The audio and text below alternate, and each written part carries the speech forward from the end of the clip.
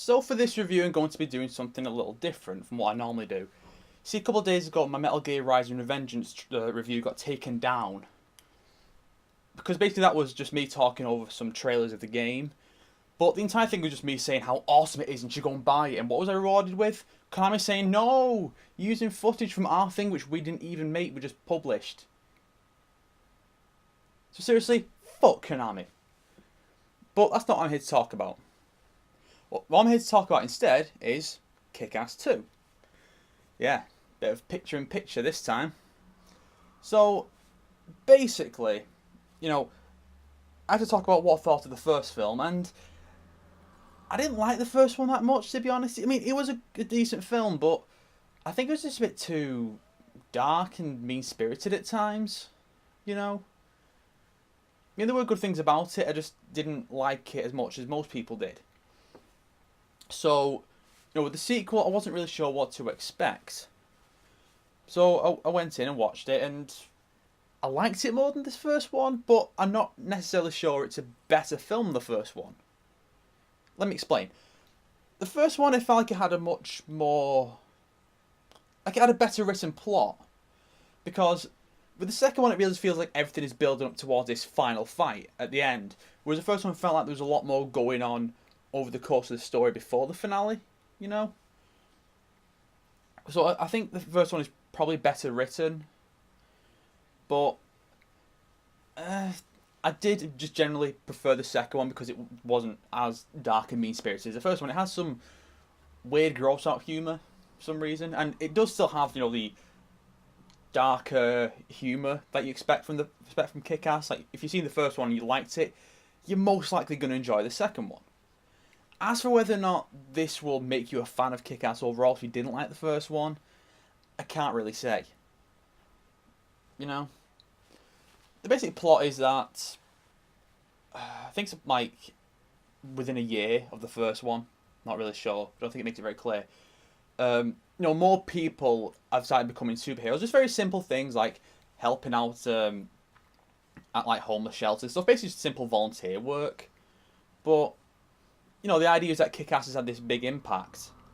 At the same time, Chris, who went by the name Red Mist in the first one, his dad was killed at the end by Kick-Ass with a bazooka and a jetpack. That was pretty funny. And he has basically decided to become a supervillain to get revenge on Kick-Ass, and he's formed his own team of villains. None of them really stand out other than Mother Russia because, well, she's the one who does stuff. The rest are just kind of there.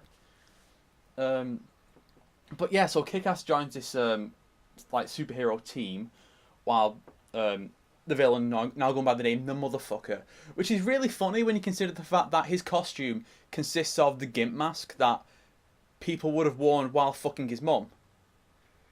And I'm sure that was intentional.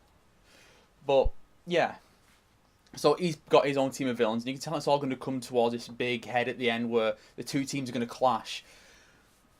But like I said, it just feels like everything's building up towards that. I mean, there is some good stuff in it, like Hit Girl. She's trying to lead a normal life now. And there's some pretty good stuff there. And, there is some good writing. From what I hear, the actual comic was a lot more bleak about it, and the writer comes off as if he hates the characters, while the films are more optimistic. From what I've heard also, the film has been bombing at the box office. So, while the comic led into a Hit Girl spin-off, which from the film you can really tell that's where it's supposed to go, it's hard to say whether or not that Hit Girl sequel or a Kick-Ass 3 will get made, but apparently number one did make up most of its sales on DVD and Blu-ray, so it could still happen. It's just up in the air at this point. I did not wait through the credits to see if there was a post-credit scene setting up Kick-Ass meets the Avengers. Though that would have been pretty fun if there was. But I'm pretty sure it's Marvel.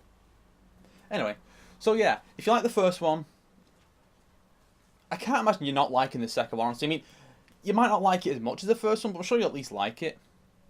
And you'll accept it as a fine follow-up to the original. Like I said, I'm not sure it's really going to win new people over to Kick-Ass as at a concept or as a series, but you know, you probably enjoy it. And there's worse things you could go watching, like Smurfs, for example. So yeah, please let me know what you think of this new setup, whether it's good, whether it's bad, because well, I really don't get enough feedback, so I can't really tell if what I'm doing is good or not. So please let me know. But yeah, kick ass.